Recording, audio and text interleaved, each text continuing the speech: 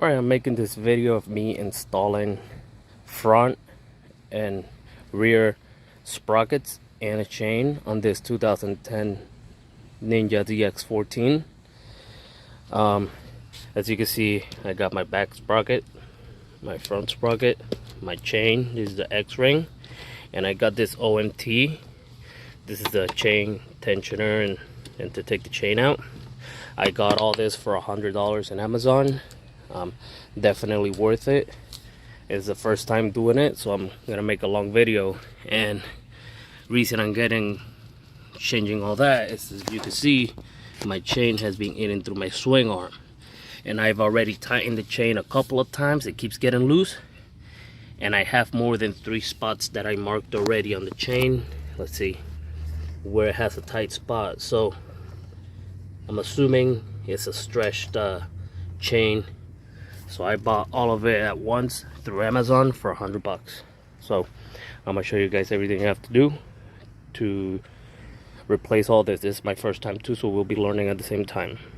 Alright, so first thing you want to do is take this bottom panel of the bike off. Very easy, just so you can have more space to work right around here. And if you have lift, it'll be a lot easier. So just go ahead and remove these. I believe you have 3 there, and 1 and 2 there, and then this one in the middle. And then you twist this at an angle, pull it towards you, and then it should come out. Alright, so I took the 2 bolts down here, the 3 up here, and undid that one. Let's see, all you do is you twist it towards you. Let's see, pretty sure that's how it comes out. And it comes out. I do have lights here, so I have to replace these, so I'm gonna try to just put it to the side. Alright, so there's gonna be a couple of bolts. There's gonna be one up here, this one right here, which is the speed sensor, this one down here. We're gonna be removing only this one that is hitting over there, and this one all the way in there. So you can see right in there, it's hiding. You can't see it, but make sure you get it. That one all the way in there. So there's gonna be 1, 2, 3, 4, 5, 6 of them. So, and to mention, they're all different sizes. So this is my top one, speed sensor, one to the side. This one is the longest one, it goes right there. This one, it's from the bottom over here, and then that one in there. So that's 1, 2, 3, 4, 5, and then that one should be the 6th one all the way in there. So make sure you know where they go and align them correctly when you put them back together. And it's also going to be a 8mm, and it works best with the extensions to get this one behind all the way over here. So 8mm with extension works great. One thing to mention, I read online, I don't know what for, but they say to hold your clutch in. So you could use either electrical tape. I'm using one of these straps to hold it in, just so you guys know.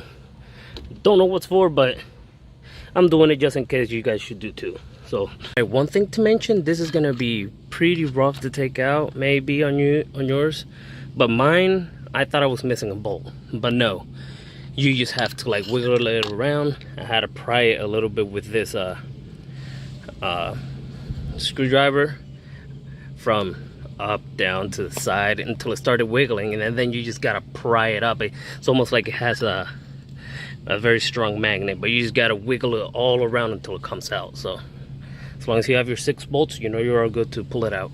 Alright, so once this cover is off, you need to take this out. But before that, you see this, let's see if I can get it with this.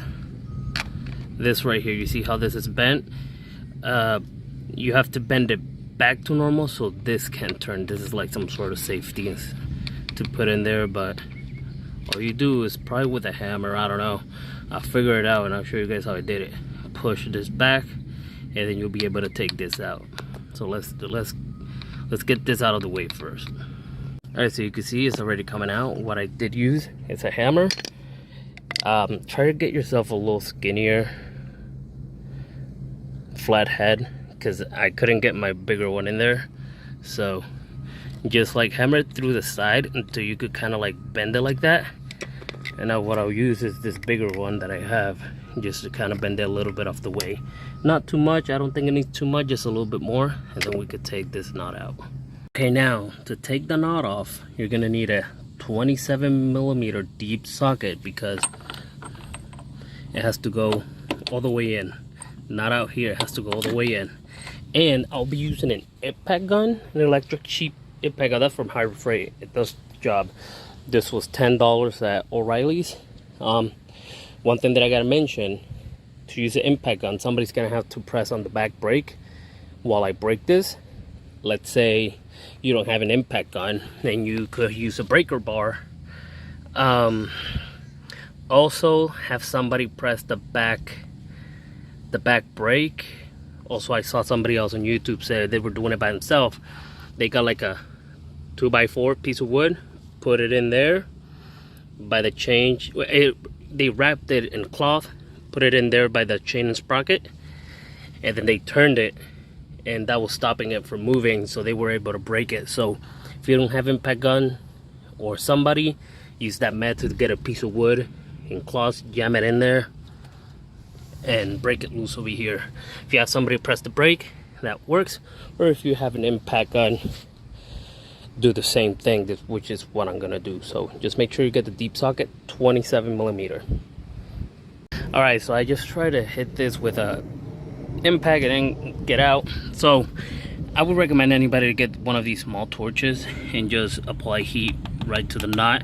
I wouldn't try any other bigger one, just because there's like, not fuel lines, but there's like all kinds of lines and the breather hoses, and I don't want anything to catch on fire, and I don't want to risk it. So if you go to like a gas station, get one of these, and if you have a lot of patience, just, you know, apply a little bit of heat around here. This one's running out of gas, but you know what I mean. And just hit it a little bit with this. Maybe tap it over here with like a rubber hammer or a hammer, however you want to, and it should just come off. Like, just, you know, keep repeating this process and it should be good. Just don't hit it in the middle, because there's a rubber part in there, just the outside. All right, so I managed to take the knot off. I threw WD-40 on it. I tried a breaker bar, I tried anything. I tried the fire. I had to try this. I tried this little torch they sell in Walmart, and then I just left the impact gun there for like at least 5 seconds straight, and I got it out. So, oh, also I put a piece of wood and cloth there, because that was like the only way for the tire to stay on. Using the brake didn't work. So a piece of plywood and a towel really does the trick, especially if you're by yourself. So now I'm gonna try to let that cool down a little bit since I applied heat, but then we'll take the sprocket out. All right, so I tried to take the sprocket out through that, thinking the chain was loose enough, and I couldn't. So I'm gonna loosen up the back tire, and what I did is I got a Sharpie, and as you can see there, I marked these things just so I know where I was when I put it back together. You know, I just like to do that. Oh, and I also loosened this knot out, and I also marked these. So I'm just gonna loosen it and also loosen these, so I could push it forward a little bit, so I could just take the sprocket out from there. And then what I'm gonna do, I'm gonna clean that area, put the other sprocket on, see if I can, and then retighten everything back. Retighten this sprocket right there with the old chain, and then after that I'll take the chain out and do the back sprocket. Also, don't forget to take out your caliper. It's just gonna be 2 bolts right here, 2 Allen keys. Alright, so I just took it out without taking the tire. Just get the chain off the back sprocket and it should come out. I don't know if it'll go in this one so I can tighten it, but you can see the comparison. This is a lot lighter than this beefy one. Hopefully that's like no problem on performance. So there you go. Now I'm gonna try to put this one on. Alright, so I had a little bit of a struggle putting all this thing on. As you can see, I already tightened up the front sprocket. My torque wrench only goes to like 80, 81. So I hit it with 81, then I hit it with the impact gun, and I saw it got tighter. So I just did it a couple times with the impact gun until it got tight, you know, a little bit more tighter. And then, as you can see, I put the chain back because I pushed the tire that way, and then I put the chain back on, and then I unscrewed it that way so the chain will get tighter. I put the piece of wood this time on the top through the back. So when I tied this, it pinched that way. That's how I tighten it. And now with this washer, as you can see, it's a little fucked. It's a little trashed. So what I did, because I used a screwdriver flathead and I messed it up. So if you have anything like this laying around, this worked perfect. Or like an end like this. And what I did is, let's see if I can focus. I put it like that, and I hit it with a hammer lightly, and it did the job perfectly. Like, it's that metal's so soft, it went like nothing. So that's what I done so far. I might leave the rest for tomorrow, but front sprocket is on. Now what I'm gonna do is probably take the rear tire off. So let's get to that. All right, so it's the next day. So as you can see, I moved these all the way in, both of them. I pushed the tire inside. So now what I'm gonna do, I'm gonna get the chain off. You can do it just by hand. And then we're gonna get this tire off. So take this out, push the axle bolt across, hold the tire up, and it should come out. And then after that, we'll try to remove the chain. All right, so this is pretty hard to take out. Not hard, but it's tough. So what I'm doing, getting a piece of wood, and I'm hitting it with the hammer, slowly just pushing it out there. Hopefully it makes it easier for me to take it out. Alright, so I got the tire off. Just so you know, on this caliper side, this part is gonna fall with this thing. It fell on me, just so you guys pay attention. It goes on the other side of the where the rotor is. Just this other side has one too that goes in it. This part goes also in the other side, and that just sits on top. Also, there are your bearings. You might as well get some grease, bearing grease, put grease in there. Also the axle bolt, super dry. Let's see if I can get the light on it. Let's see. It's so dry. Look, it was corroding. It was hard to take out. So if you're by yourself, put some WD-40 in it. If it doesn't want to come out, hit it with the knot on, put WD-40 in it. Maybe it'll be easier to take out. So I'm about to go buy grease so I could grease this, and then might as well grease those bearings there, just so you guys know. Right, so I just made it back from O'Reilly, and I got this red and tacky grease. You should really get this one. It was only $8. It's the red one, obviously. It's for all good weather purpose and for the bearings. So you can see it's all dry and it's corroding. This is anti-corrosion. And what I'll do is I'm gonna take the sprocket out, and I'm gonna give this a good wash, and then I'm gonna put the new sprocket in, and I'm gonna show you guys how to do that. And then when everything's all clean and good, I'm gonna put the grease in the bearing, and then we're gonna do a light coat on this so it slides pretty nice and easy. So I'm gonna do that now. Alright, so this is gonna be a 14mm, and all we're gonna do is we're gonna unscrew those and just take it out. And then when we put it back in, I'm gonna show you guys how to do it so you don't warp this or bend it, the new one. So this is the old one. As you can see, this one is very light compared to this new one. This new one is a lot heavier, but it's a lot thicker, like, you know, thickness all the way around.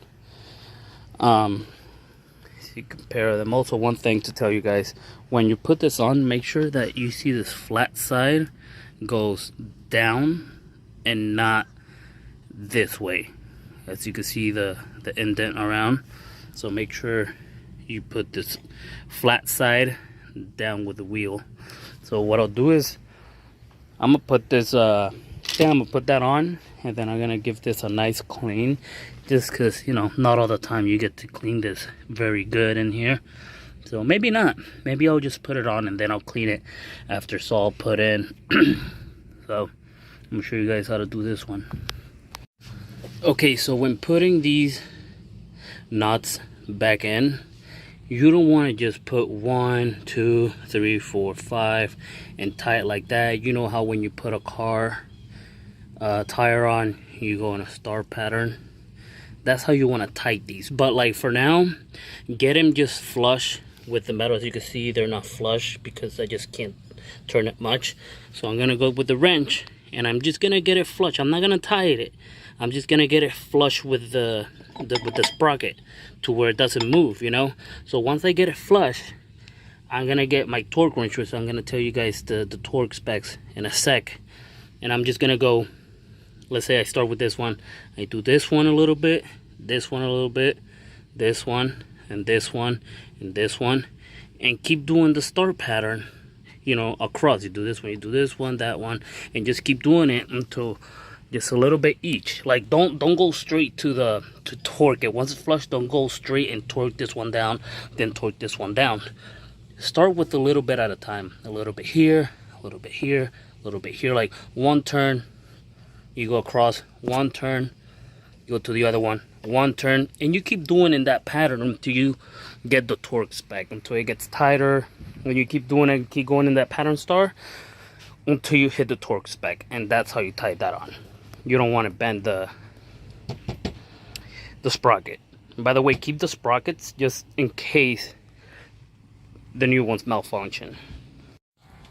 Okay, so for the rear sprockets, these nuts, it's gonna be 52 pounds of torque per each. 52.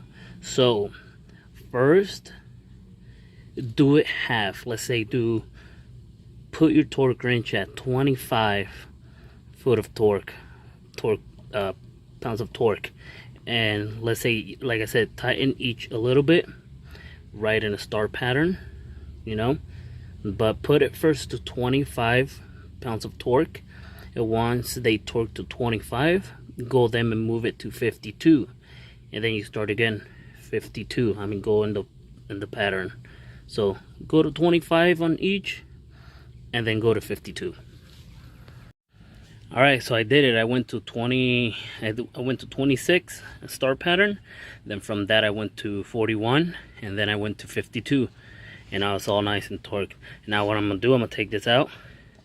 I'm gonna get grease. I'm gonna try the best I can put it in there, in through the cracks, and then just put this over, and then I'll get ready to put the tire on, and then I'm gonna put a very light all here of grease, red track grease, and then I should slide it in there. But before I do all of that, I need to take that chain out, so let me do that first.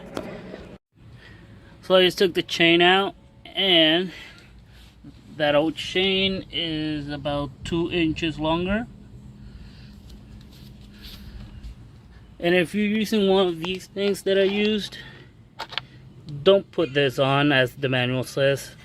Use it at first to get it halfway out, then take it off and use it just like this, because it's gonna get stuck.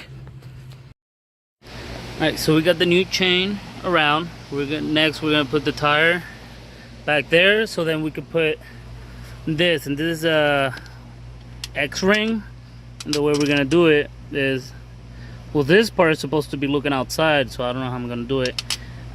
After that, you slide it in through the chain, then you put the 2 O-rings, and then you slide this one in, and at the end you're gonna put this safety pin thing. Don't forget to lube it. Okay, so I gotta show you guys this piece that holds the caliper in right here. When you put this back, and make sure this part goes first, this little circle thing that I showed you guys earlier, then this brake, the caliper holder piece. As you can see, there's the caliper, it goes hooked there. Make sure when you put this, there's like a slit, like a little hole. This part has a hole and it slides in there, so make sure you put that, because I put mine and this thing was all over the place, this piece. So see, I don't know if you could see, you guys see that piece of metal, it slides in there. So this caliper holder has like a little slit, you slide it in there. So make sure you slide that in there, because if it's not, it's gonna come, it's just gonna come loose this way. All right, so now I got the chain right there. So what I'm gonna do is I'm gonna put 2 O-rings in here. I'm gonna lube it. I'm gonna pass it through the chain, and then after I pass it through the chain, I'm gonna put 2 more O-rings, lube it. Then I'm gonna put this on, and I'm gonna press it with that press a little bit over, and then I'm gonna put this little safety pin thing on last, and then we get to riveting these things. So because I can't do this with one hand, I'll show you guys when I put it on there. All right, so it's been a couple of days. I had to order one of these new links, master link, because last time I told you guys we had to rivet them. I didn't have to rivet that master link. It was just a clip and that's it, but I've never done a chain like that. So let's see if I can find it right here. I'll show you guys exactly what happened. Okay, this is how it works. You don't have to rivet this, and as you can see, it's like cracked. I cracked it trying to rivet it, but apparently all you do once you put it through, you put this clip right here and that's it. But I messed up the clip, and it's, as you can see, it's like overlapping this way. It's not closing how it's supposed to. I didn't feel safe using it like that, so I ordered another one of these, but they actually send me the one that I actually have to rivet. As you can see, it has holes. So I'll take this I'm gonna take this master link off, and I'm gonna put this new one on, and then I'm actually gonna rivet this one.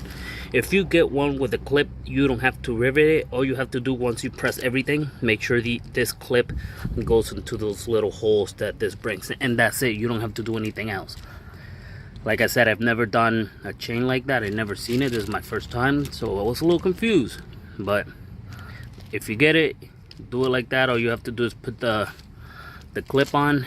If you get one like this with, like, you can see holes in it on the top, you rivet those in. So, but other than that, I put everything together that one time, and the chain looks it's tight already. Everything was pretty smooth.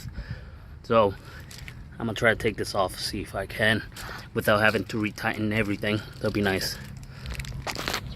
So I managed to take the clip off, but I'm gonna have to use my riveting tool to actually take this off, because like I said, I riveted and it expanded the metal, so I can't just pry this part off because this is riveted. So I'm gonna see and mess around, see if I could just somehow rivet this off of there.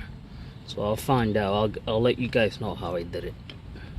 So I managed to get it out with the press. I mean, as you can see, it kind of bent it because it was like tight in there. Just like that, I just kept tightening it. It came out.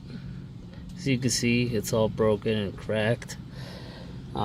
Just so you guys know, don't do that. Now I'm gonna put the new one. I don't think I have to retighten everything because it stayed in the same place. So all I'm gonna do is I'm gonna pass, lube it, put the rings on, pass it through, and then I'm actually gonna rivet this one, which is what it's meant for. Then after I rivet it, I'm gonna check to see if the tension's still the same, and I'll let you guys know how it went. Okay, so I had a problem. See, the part that I bought didn't go all the way through. So it's been like a couple days, and I had to order through Amazon an extra master link, the right size. But I also ordered a chain because I was looking up online. Sometimes these do matter and they come different sizes, so I wasn't sure. And I found this chain cheap. It has extra links. It has, like, this is a 130, that's a 116 links. So, but it brings the part I need. They just have it on. All I have to do is take this part out with the master link, and I'm just gonna exchange this part and put it in there. And then I'm gonna keep this because I heard that sometimes this is the weakest link, and if they break, it's always good to have an extra one of these with you all the time, because if the chain comes off, you could just put in another one. So, and plus I'm gonna have a brand new chain for next time I have to do the chain, so that'll work for me pretty good. So what I'm gonna do now, I'm gonna take that part off, I'm gonna take this one off of here. I'm gonna put it on, see if it all fits. So as you guys can see, it passed through pretty nice. I don't know if it's gonna be sticking out too much, but we'll see. So now what I'm gonna do, I'm gonna get the other part. I'm gonna put the 2 O-rings. I'm gonna put this little piece and then the clip, and I'll show you guys how it looks. All right, so there's the clip. Make sure that you know there's an opening right here. Make sure that you put the closed open where the motorcycle travel, which is that way to the front. So make sure you point this closed area to the front. I did that mistake last time, and this opening backwards. So closed to the front of the bike, pointing this way. Also, I don't think I have to readjust the chain. It seems pretty tensed up. I didn't mess with this, so I'm pretty sure. But once I put it on, I'm gonna recheck that everything's nice and where it's supposed to be. So I'm gonna put this clip in all the way through, and then I'm gonna measure the chain, make sure it's in the right tension, and I'm gonna show you guys how it all doing. All right, so make sure when you're adjusting your chain, the tire is on the floor, not on a stand. See, if you're doing it on the stand like me, because the measurement is gonna be off on the stand, is gonna be different from when it's on the floor. When it's on the floor, that's when the real measurements happen. So if you're like me, I had to play around for a little bit, but you gotta make sure it's 1 inch to 1 inch point 2 of slack. And that's what I have right now. So just make sure whenever you're doing all this, do it on the floor. The reason I had it I was measuring it on the stand is I was trying to find the center, and I think the center, like where it's the tightest on the chain, and I found it somewhere around here, so that's where I measured it. But yeah, make sure you tighten all this. I was tightening all this on the floor, and then it wasn't tying it, so I put it on the stand, and then I gave it like a couple turns to the wheel, and then it readjusted, and I put it back on the floor and adjusted to the proper level. So what I'm gonna do now is I'm gonna tighten this right here and then put the lock nut on, and hopefully everything works. So I'm gonna let you guys know. All right, so it's been like 2 weeks of me using the bike with the new chain. As you can see, I marked where I had the scratches with a Sharpie, and the Sharpie mark is still there. It hasn't gone away, meaning the chain is tight. As you can see, it's pretty tight. I've had no issues. So I guess I would say that everything's working properly. The chain is still holding up. I do send it. It works great. So I would recommend this chain, sprockets, and everything. Thanks for watching.